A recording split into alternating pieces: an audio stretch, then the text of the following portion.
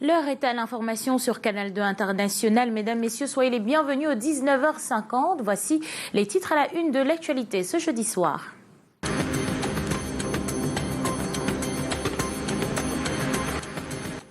Âgé de 17 mois et déjà 3 jours au cœur de l'horreur. C'est l'histoire d'un enfant kidnappé à Ngaoundéré dont les bourreaux ont réclamé 15 millions de francs CFA de rançon à ses parents avant d'être pêchés par les forces de l'ordre. Les détails sur cette scabreuse affaire dans ce journal. Le prix de la bière moussé par les spéculateurs, car annoncé en augmentation dès ce 1er juin. Le syndicat des exploitants de débit de boissons se dresse contre la rumeur et demande une concertation des acteurs pour éviter de saouler le marché dans un contexte d'augmentation du prix des denrées. Et dans ce journal de chaleureuses retrouvailles, après la peur, l'accalmie, Régina Mundi a rencontré le président du Sénat, Marcel-Niat Difendi.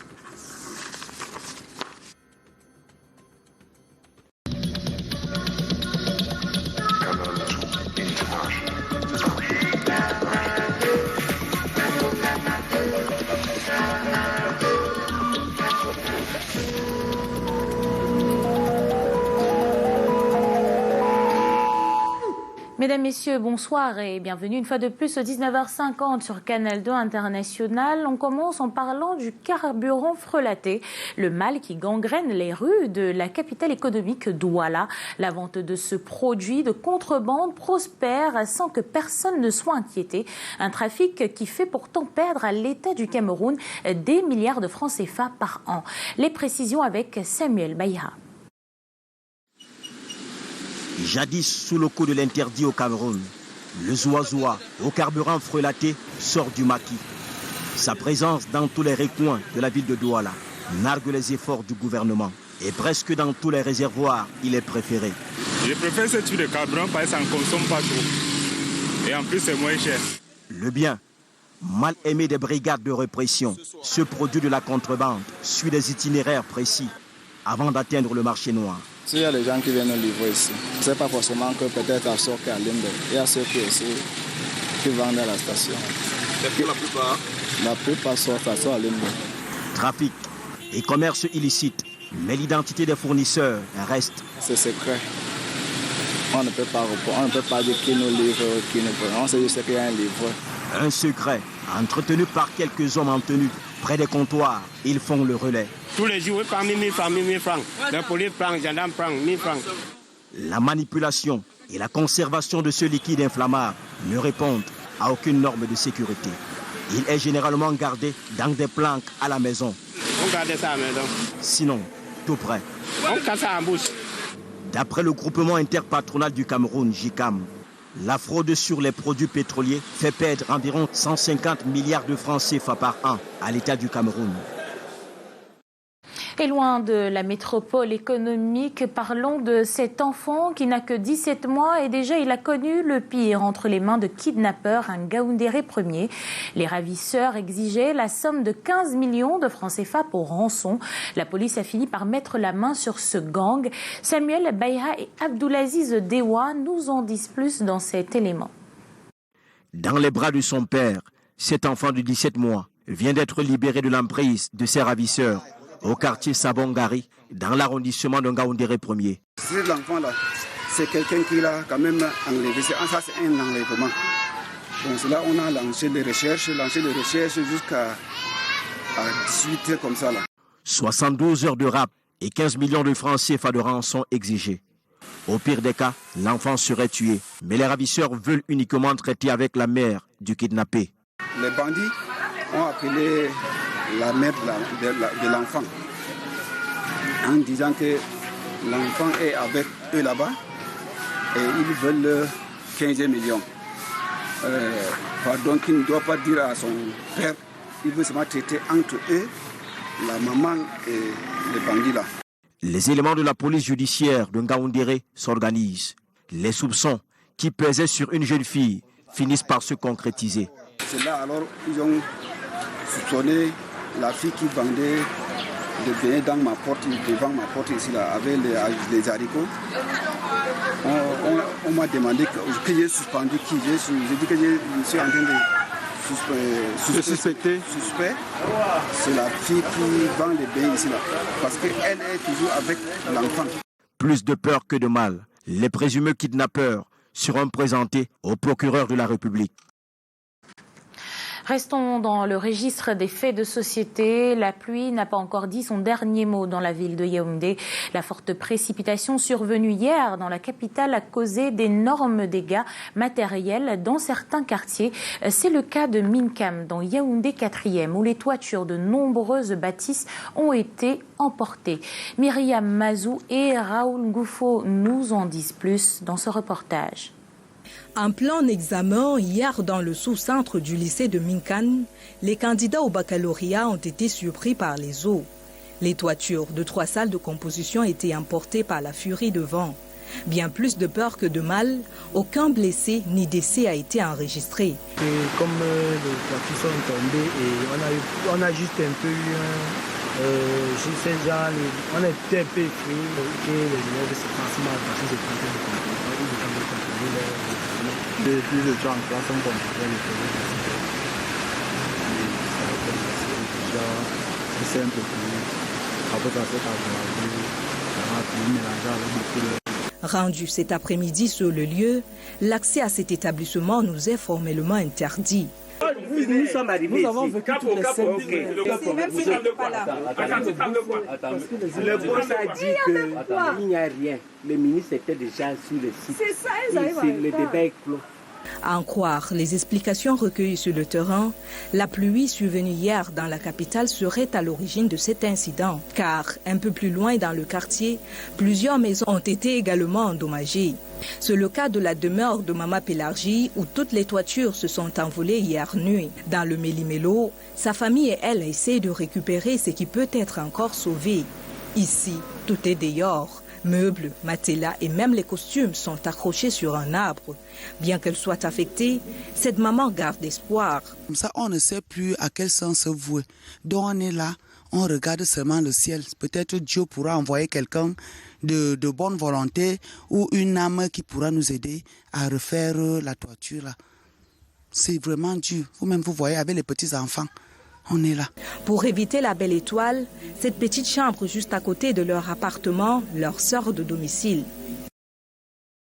Nous le disions en titre, la rumeur fait mousser le prix de la bière au Cameroun. Des langues annonçaient des hausses de prix hier, 1er juin. Le syndicat national des exploitants des débits de boissons du Cameroun condamne cette prétendue hausse et souhaite dialoguer avec le gouvernement et les acteurs du secteur afin de geler le prix de la bière. Delphine Fonkoutene et Bertrand Sassé. La bière, c'est combien ici? Plus de 650, 700 et 750. Le prix reste inchangé jusqu'ici. Les disciples de Bacchus le confirment. Dans les buvettes, on lève le coude sans ajouter un sou. Bon, jusqu'à présent, tout est encore normal. J'ai bien de boire un racine à 500 francs. Il y a les rumeurs, mais jusqu'à présent, j'achète ma petite Guinness à 650 francs. La petite Guinness, 650 quand j'achète. Le prix, la cage demain, le même, ça n'a pas changé. 650 prix unique. Celui qui vend la bière dit que c'est 650. Mais ailleurs, dans quelques buvettes, on dit c'est 700. Avec la crise ukrainienne qui impacte le marché camerounais en général, beaucoup ont pensé que ce secteur aussi connaîtrait une hausse de prix. Mais là, c'est officieux. Officiellement, c'est tout autre chose. Et sur le plan officiel, il n'y a pas eu augmentation des bières, des prix, n'est-ce pas, des boissons hygiéniques et gazeuses. Il savait tout simplement qu'il y a certaines d'autres associations qui ont pensé que compte tenu de la situation des problèmes que nous connaissons dans notre secteur d'activité, il fallait qu'on augmente. Mais pour nous, aussi de l'époque, le syndicat national des exploitants des débits de boissons, nous ne pensons pas que, parce que nous avons des problèmes dans notre secteur, que nous devons avoir comme seule solution l'augmentation des prix. C'est pourquoi nous, au Cinéboc, nous ne voulons pas l'augmentation des prix. Pour faire face à cette prétendue hausse du prix de la bière, le syndicat national des exploitants des débits de boissons du Cameroun a une idée. Nous aurons demandé qu'ils convoquent toutes les parties prenantes pour qu'ensemble nous discutions, parce que nous avons d'autres propositions que nous voulons faire peut-être à l'État pour qu'il n'y ait pas d'augmentation. En attendant, la bière rassemble. Partout et au même coup, chacun trouve son goût. Un autre liquide qui, lui, vaut déjà de l'or. Le phénomène n'est pas nouveau. Se procurer un litre d'huile végétale à prix abordable est quasiment impossible dans les marchés et supermarchés. À Yaoundé, au marché des Toudis, par exemple, le constat est réel. Nos reporters Arsène Kenyé, Florence Eyike et Raoul Ngoufo étaient au secteur réservé à cette denrée. Suivons plutôt. Nous sommes au marché Toudi. Comme d'habitude, Doudou, 25 ans, femme au foyer, fait ses courses pour approvisionner son petit commerce du quartier. Pour cette jeune dame, impossible de terminer ses achats sans passer par le secteur de la vente d'huile. Un véritable casse-tête. Moi, mais maintenant, tu ne peux même pas, tu as peur de demander le prix de l'huile. Parce que quand tu arrives, 1,5 litre, on va te parler de 2000 ailleurs, 1900. Quand toi, tu prends comme ça pour détailler au quartier, tu ne t'en sors pas. La situation devient alarmante, aussi bien gênante pour ces commerçantes oléagineux qui subissent des prix imposés par leurs fournisseurs de grandes usines. Ceux-ci se voient dans l'obligation de revendre à leur prix pour tirer leur épingle du jeu. Au niveau des grands commerçants, on nous laisse généralement le litre à 1250, ce qui auparavant coûtait dans les 900. On avait le temps de vendre à, on peut dire, 1000 francs. Bon, maintenant, nous nous retrouvons en train de payer à 1250 et du coup, le litre se retrouve à 1300 francs au max. Face à cette envolée des prix, certaines ménagères préfèrent se ravitailler d'huile de palme, vulgairement appelée huile rouge. Et même dans ce cas de figure, la gérance se fait à la cuirée. J'ai lu la maison avec les enfants. Dès que je mesure un peu, le reste, je garde dans la chambre. Jusqu'à je ne joue même pas. Je mesure seulement un peu, je prends le reste et je garde. Seule l'huile ne vaut pas de l'or dans les paniers de la ménagère. Notre tour de marché ce 2 juin nous donne de constater que plusieurs autres denrées de première nécessité connaissent également une hausse de prix. Au marché toujours, mais à plus grande échelle, cette fois-ci, le marché africain devra impérativement se réinventer pour éviter de sombrer face aux crises actuelles. Les bourses africaines réunies à Douala pendant 2 jours ont tenté de trouver des voies de sortie, mais des obstacles persistent. André Mirabeau-Maop et Sherifa Saleh signent ce reportage. Rarement, le marché africain a connu pareille secousse. En plus des affres du coronavirus, la guerre en cours en Ukraine semble asphyxier une économie pourtant riche en opportunités. On a des économies qui sont costauds, on a des ressources naturelles, on a tout ce qu'il faut. Surtout tout ça, il faut l'intégration de toute l'Afrique et nos économies. Il faut des coopérations sud-sud, il faut continuer à intégrer nos marchés. Parce que c'est la seule chose qui peut nous protéger avec nos économies. Et pour tenter de rester à flot et surtout promouvoir la croissance des marchés africains et permettre aux bourses du continent d'être compétitives, la 10e édition du Building African Financial Markets vient de se tenir à Douala, ponctuée par des propositions fortes. Pour cela, il faut créer les conditions d'un développement accéléré, endogène, avec, je dirais, toutes les politiques de transformation de nos matières premières, de production locale, de consommation locale. C'est extrêmement important aujourd'hui puisque on se rend bien compte que la dépendance vis-à-vis de l'extérieur peut effectivement poser des difficultés en cas de choc qui soit hors de notre contrôle.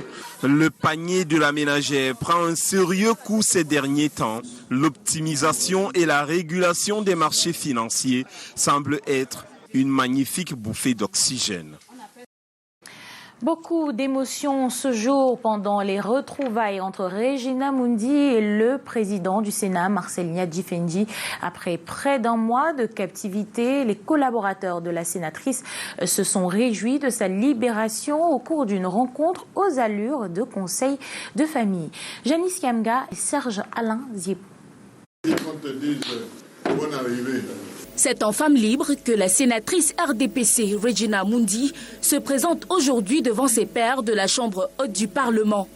Bouquet de fleurs en main, la voix fluette et la larme à l'œil, ses collègues fêtent son retour. C'est avec beaucoup d'émotion. Tu pleures et je pleure aussi. La femme politique apparaît requinquée Elle revêt de la couleur, des cheveux à sa tunique dorée.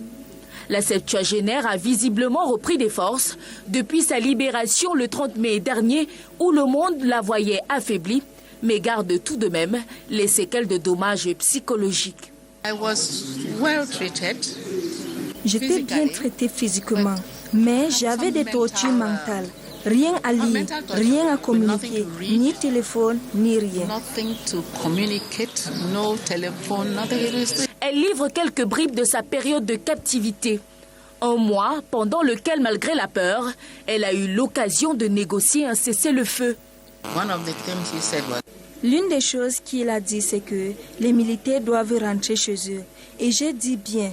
Mais quand on va s'asseoir et échanger sur les thèmes du cessez-le-feu, là on verra quoi faire. Un appel à l'unité et à la pacification de la région du Nord-Ouest, réitéré par l'autorité administrative. Et réitérer à leur attention, à l'attention des populations, sa main tendue vis-à-vis de ceux qui seraient encore réticents, afin qu'ils sortent de leur cachette pour contribuer avec les autres Camerounais à la reconstruction de ce pays. L'ex-otage des groupes armés séparatistes. Et nous nous excusons justement pour l'interruption brusque de cet élément. Nous y reviendrons certainement dans nos prochaines éditions. Alors qu'on parle de plus en plus de cases ou de titres fonciers, sachez que si vous voulez construire ou démolir à Douala, il vous faut, selon la loi, un acte d'urbanisme. La mairie de la ville de Douala vient de présenter l'ensemble de ces actes à la population. C'était au cours d'une rencontre à Douala 4e. Le compte rendu est signé Junior Ossin. Lotir, construire, démolir ou réhabiliter une maison requiert des préalables. L'un d'eux, c'est l'acquisition d'un acte d'urbanisme. On en compte plus de 5. Selon des études menées auprès de la mairie de la ville de Douala, les populations semblent ne pas mesurer leur importance. Nous notons un certain frémissement de la part des populations qui de plus en plus se rendent à nos bureaux pour s'enquérir des modalités de délivrance des différents actes et pour certaines pour déposer effectivement leurs différents dossiers de demande d'acte d'urbanisme. Les actes d'urbanisme sont les suivants. La demande d'autorisation de lotir, la demande de permis de démolir, la demande de certification d'urbanisme, la demande de permis de construire, la demande de permis d'implémenter et la déclaration d'achèvement des travaux. Également, vous notez des chantiers qui sont scellés à l'intérieur de la ville et ces mesures administratives-là visent simplement aux requérants de pouvoir se rendre vers les services de la communauté pour régulariser la situation administrative de sa construction. La vulgarisation de ces actes d'urbanisme est la mission que s'est assignée la mairie de la ville de Douala, qui grâce au guichet unique compte décentraliser les procédures. La campagne de sensibilisation a débuté à la mairie de Douala 4e. Nous espérons en tirer des bénéfices de ces journées avec la multiplication des demandes des différentes demandes administratives. La rencontre avec l'élu local, chef traditionnel et population a été meublée par un atelier visant à présenter la composition du dossier. Il faut dire que le coût de l'acte est de 1% du coût du projet. Et dans une époque moderne, justement, les questions d'urbanisme sont soumises aux réalités environnementales. La protection de la biodiversité et de l'écosystème se présente comme le gage d'un environnement sain. Selon les environnementalistes, l'activité humaine cause 90% de la destruction de la couche d'ozone. Il faut non seulement lutter contre l'insalubrité, mais aussi être des gardiens de l'environnement. Suivons plutôt cet élément que signent David Sondio et Thierry Nana. Curer les caniveaux, nettoyer, rendre son environnement sain participe à la lutte contre l'insalubrité. Et dans les quartiers, très souvent, il faut utiliser les moyens forts pour mettre les usagers au pas. Le jeudi, c'est la journée de propreté, je vous ai dit ça. Vous savez, non? La protection de l'environnement, la pollution et la dégradation de l'écosystème sont des éléments qui causent du tort à la biodiversité. Et il est temps d'agir. Chacun de nous doit agir. Agir, c'est renforcer les actions pour planter les arbres. Agir, c'est renforcer les actions de dépollution. Quand je cure les caniveaux, quand je traite les déchets, je réduis la pollution. Nous menons au jour le jour la sensibilisation auprès des populations, auprès des communes. Nous suivons le plan de gestion environnementale et sociale des entreprises. Nous suivons les plans de gestion des déchets des entreprises. Et puis, nous reboisons nous-mêmes. Organisés par petits groupes, les différents comités d'hygiène et salubrité dans les quartiers prônent la propreté. Et chacun y va selon ses moyens. Nous avons des populations qui ont eu l'habitude de jeter les ordures ménagères dans les drains. Donc, il fallait d'abord sensibiliser les populations au fait de ne pas jeter les ordures ménagères dans les drains. Devant la banane mûre, quand quelqu'un perd ma banane mûre, là, quand il mange les épluchures, là, si j'ai au sol, je ramasse, je mets dans la poubelle. En marge du cinquantenaire de la journée de l'environnement, les populations de l'entrée est de la ville de Douala s'exercent à rendre l'environnement sain. Une autre préoccupation mondiale, d'après des travaux de recherche effectués en milieu universitaire par le ministère de la Santé au Cameroun, 10% des fumeurs de cigarettes et 25% de fumeurs de chicha sont des jeunes. Le mal est profond avec sur les années à venir un nombre plus croissant de malades. Des pneumologues mais aussi des psychiatres tirent la sonnette d'alarme. Mireille Flore des Fofotso, Marius Koussou. La prévalence des fumeurs en milieu jeune est en nette augmentation au Cameroun. Information rendue publique au cours des symposiums organisés à l'hôpital général et à l'hôpital La Quintini de Douala au lendemain de la célébration de la Journée mondiale de lutte contre le tabac. La majorité de ces fumeurs ignorent qu'ils s'exposent à des affections respiratoires, aux maladies cardiovasculaires, aux différents types de cancers, aux anomalies au cours de la grossesse ou encore aux infertilités. Généralement, ils sont à la recherche d'une détente, d'un bien-être qui leur permettrait d'échapper à une certaine souffrance. La cigarette notamment a comme avantage, si je peux utiliser ce mot, de lutter contre l'anxiété, lutter contre la dépression, lutter contre les problèmes de vigilance chez certaines personnes. Donc on voit bien des gens qui savent que la cigarette, c'est l'un des plus gros fournisseurs de cancer dans le monde. La cigarette, c'est quand même quelque chose qui va détruire l'environnement. Et le thème de cette année, justement, la journée mondiale sans tabac, tourne autour de l'environnement. Mais les gens le savent, mais ils n'arrivent pas à arrêter de consommer. C'est possible d'arrêter de fumer si l'on a la volonté. En suivant la conférence, vous avez vu qu'il y a un certain degré de dépendance au tabagisme, toute forme confondue. Donc la meilleure façon de ne pas sombrer dedans, c'est de ne pas commencer. Maintenant, une fois qu'on est tabagique, vous avez vu ce que les formations sanitaires, ce que le pays propose par rapport au sevrage tabagique. Donc, il faut se rapprocher des formations sanitaires si on a un souci de sevrage. Aujourd'hui, il est plus qu'important de sensibiliser sur les méfaits du tabagisme sur la santé pour que nul n'en ignore. Le Cameroun en phase de se doter d'une agence virtuelle d'information, c'est l'une des résolutions fortes issues de la conférence annuelle des responsables des services centraux et déconcentrés sous tutelle du ministère de la Communication. Le ministre René Emmanuel Sadi en a défini les modalités de lancement. Janice Kamga et Serge Alain Ziebou pour les détails. Pas de date officielle annoncée pour le lancement de l'agence virtuelle d'information, mais le discours du ministre de la Communication ce 1er juin laisse deviner la période. Les premiers tests de fonctionnement devront être effectués avant le dernier trimestre de l'année en cours. Premier prérequis, la revue de l'état des lieux des postes de travail dans les délégations régionales nécessitant des outils de connexion Internet. Pour fonctionner, la plateforme va nécessiter un noyau de coordination éditoriale au niveau central, chargé de la réception et du traitement en cas de nécessité des informations provenant des délégations régionales et des centres de communication externes. L'expertise technique digitale est un grand chantier qui devra également être aménagé afin de répondre à l'exigence d'un service public de communication non seulement 2.0, mais aussi de qualité. Pour des supports techniques de mise à disposition des informations destinées à être publiées, La direction de l'ingénierie de la communication mettra à jour l'ensemble des protocoles technologiques y afférents. Enfin, René Emmanuel Sadi prescrit proactivité et interactivité entre les plateformes numériques de son département ministériel et les organismes sous tutelle, la CRTV et Sopecam, pour un égal arrimage à la SND 30.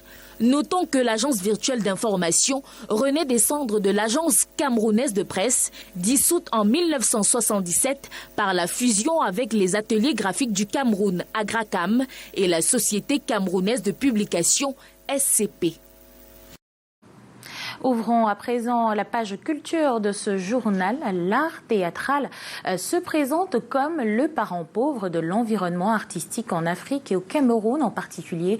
Des spectacles de plus en plus rares et peu courus. Quant au marché de l'art dramatique, il traîne à prendre de l'ampleur. Des productions sont peu abondantes. La 7e édition du Comptoir se veut le lieu d'échange et de production des acteurs.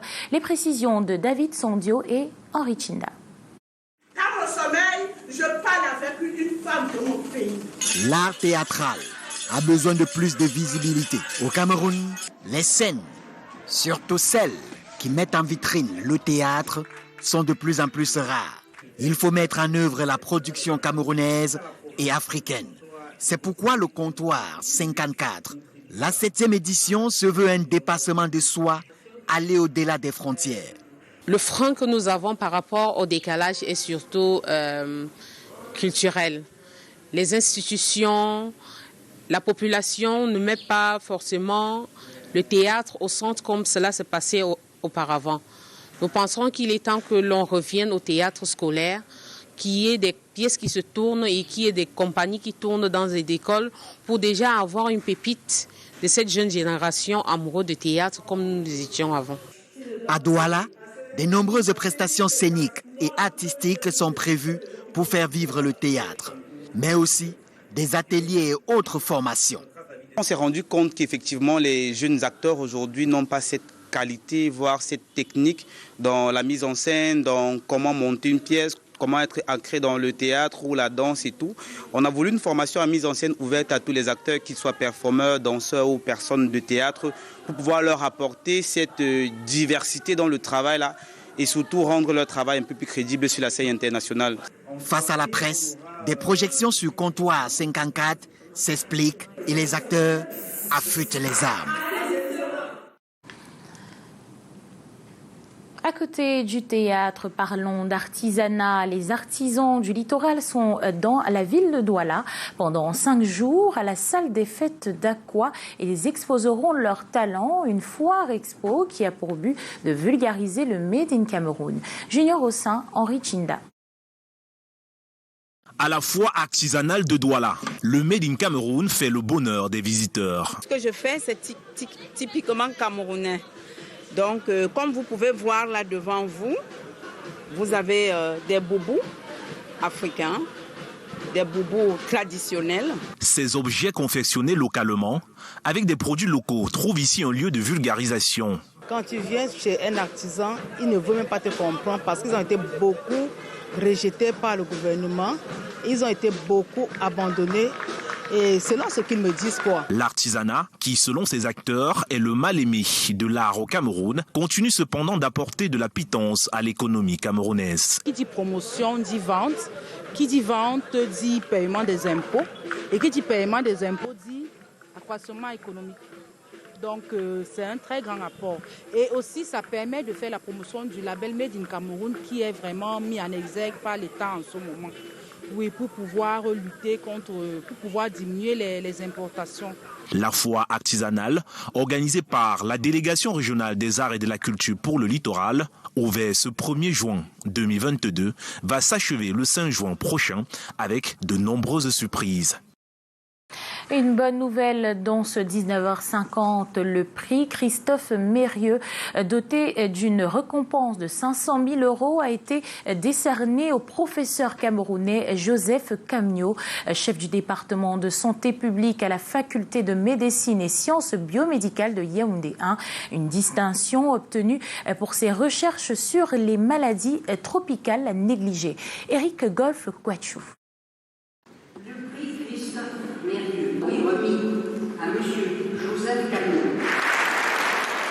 Le professeur camerounais Joseph Kamnio, grand spécialiste des maladies tropicales, distingué à Paris pour ses recherches sur les maladies tropicales négligées qui constituent un fardeau et un frein au développement socio-économique en Afrique subsaharienne. Les académiciens de l'Institut de France lui ont décerné le prix Christophe Mérieux pour encourager ses recherches.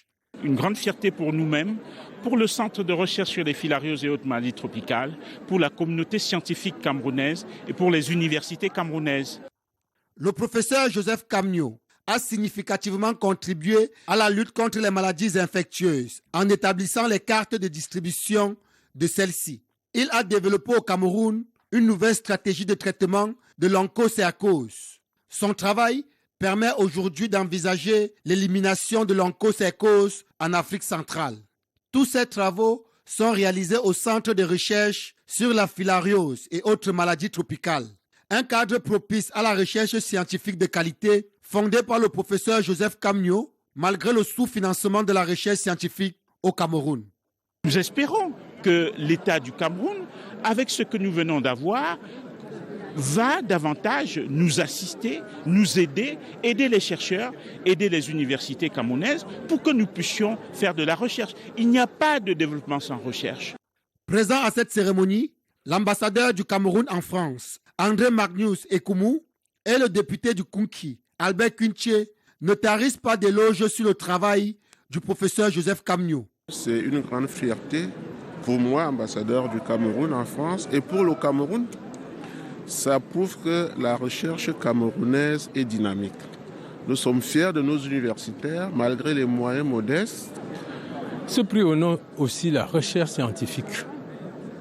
Cette recherche existe. Et c'est un honneur pour la communauté scientifique des chercheurs camerounais qu'il représente. Ce prix scientifique, doté de 500 000 € vient ainsi récompenser 28 années de recherche et d'efforts réalisés par le récipiendaire et contribuera à l'équipement de son centre en matériel de pointe pour une recherche et une formation de qualité de jeunes chercheurs camerounais. Quittons la France pour prendre les nouvelles du reste du monde. La tension persiste entre la République démocratique du Congo et le Rwanda. Une manifestation de Congolais a eu lieu devant l'ambassade du Rwanda à Kinshasa. Ils exigent l'expulsion du représentant rwandais. Pendant ce temps, au Kenya, l'heure est à la célébration de l'indépendance du pays dans un contexte électoral. Escalmonde porte la signature de Lil Pédiou et Calvin Tekam.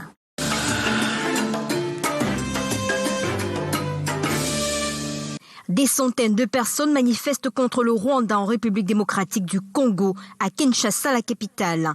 Ils réclament la rupture des liens avec Kigali, accusé de soutien à des rebelles. Cette manifestation voudrait exprimer l'indignation et la colère de la population congolaise face à cette attitude on ne peut plus belliqueuse de notre voisin le Rwanda et qui n'est pas curieusement à son premier forfait. Nous sommes venus nombreux ici à l'ambassade du Rwanda à Kinshasa pour venir demander au gouvernement congolais d'expulser l'ambassadeur Vincent Karega qui symbolise la présence rwandaise au Congo. Parce qu'il est inconcevable que l'ambassadeur des pays agresseurs, tels que l'a désigné le gouvernement, sont encore à poste à Kinshasa. Ça, ce n'est pas la première fois le matin, nous étions ici, aujourd'hui encore le soir. On est encore là demain jusqu'à ce que nous voulons que notre président prenne un peu de mesures par rapport à ce qui se passe à l'est du pays.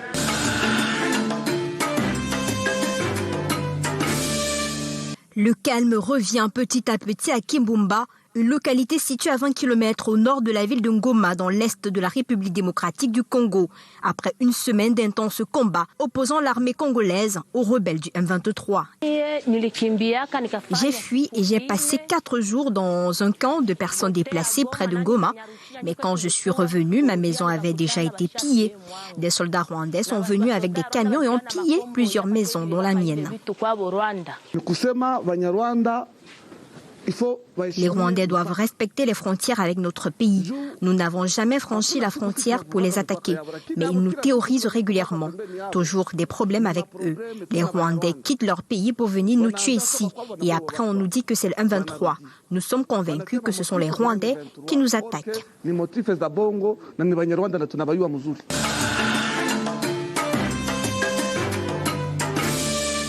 Les Kenyans célèbrent le Madaraka Day, le jour où le Kenya a acquis son autonomie de l'Empire britannique. Le président du Kenya, Uhuru Kenyatta, assiste à la cérémonie célébrant l'élévation du Kenya sur la carte de la rentabilité, devenant ainsi une destination de choix pour les investissements. Le Madaraka Day est important dans notre histoire car c'est en jour 2 juin 1963 que les pères fondateurs de notre nation ont remplacé le gouvernement colonial sortant et formé le premier gouvernement indigène du Kenya. Les élections générales le 9 août 2022, c'est choisir la paix et la stabilité plutôt que la peur, l'espoir plutôt que la haine et le progrès plutôt que la régression. Uhuru Kenyatta appelle aussi la population à choisir la paix et la stabilité plutôt que la peur lors des prochaines élections générales d'août prochain.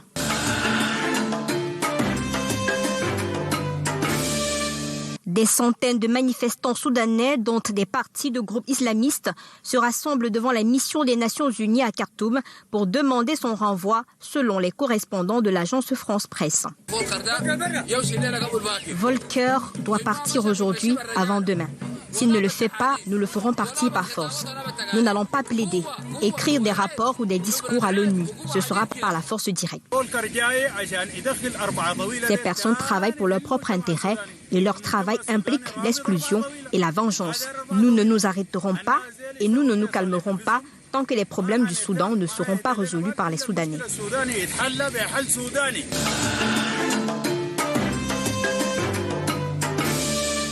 Diplomates en danger, laissez-nous faire notre métier.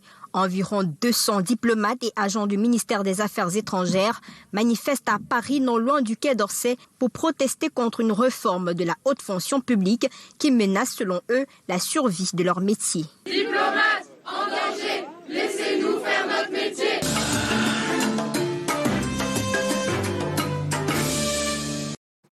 C'est la fin de cette édition du 19h50. Merci à vous de l'avoir suivi. Demain, votre cycle de l'information à 13h, le journal bilingue présenté par Junior Ossin et Regina Lequet. À 15h30, écho des régions pour les nouvelles de l'arrière-pays. À 18h15, Gladys Ambo vous sert le journal en langue anglaise. Quant à moi, j'aurai le plaisir de vous retrouver demain, même heure pour l'information la meilleure, et c'est sur Canal 2 International et nulle part ailleurs. Bonsoir à tous.